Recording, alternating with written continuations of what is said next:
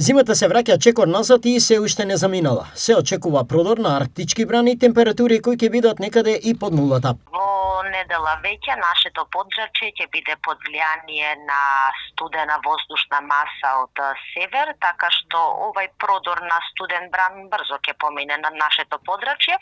Во недела ќе имаме претежно облачно време со врнежи од дожд, а на планините и на повисоките места врнежите ќе бидат од повремен снег.